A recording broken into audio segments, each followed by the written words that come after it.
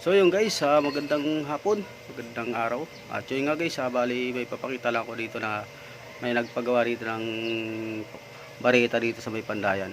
So ayun. So common naman dito guys na marami nagpapagawa dito. Ito yung bareta na tinatawag, para siyang palakol. So ayun. Pwede siya pang sibak ng kahoy. Ayan, dalawa pala yan, dalawa. Ito. Dalawang pinagawa. Gawa to sa mulye din, mulye. So ayan, marami nagpapagawa yan dito. So hindi lang itak or bulok kung pinapagawa dito. Talaga marami sumasadya dito na magpagawa dito. Pang yata, pang bungkal to, yung mga lupa. So pwede rin pasimbak ng kahoy. So lalagyan din na ng rito, tubo. Wildingan. Ayan, may wildingan lang yan dyan. Dyan ikakabit yung tubo.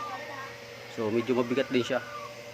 So yun guys, kung gusto nyo pagawa rito sa Pandayan, andito lang po yan sa Pinamalayan. Malapit lang dito yan sa bayan ng Pinamalayan, dito sa may barangay Kakawan, sa lokasyon.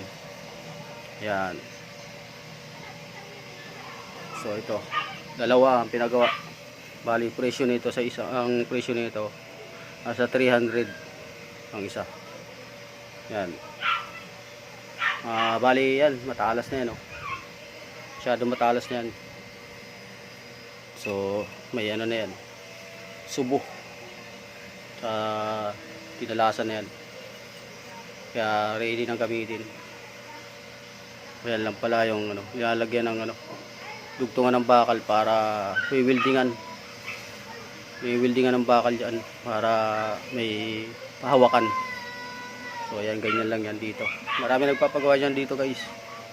So hindi lang itak. Kung gusto nyo magpagawa rito, kung mga sadyain nyo lang dito sa Pandayan, sa may Pinamalayan. Ayan, kaya message nyo lang dito sa FB page ko guys, Dinsyo TV. Ayan, pakipalo na rin, tsaka para share na rin po ng mga video namin. So yun guys, hanggang dito lang. Ayan,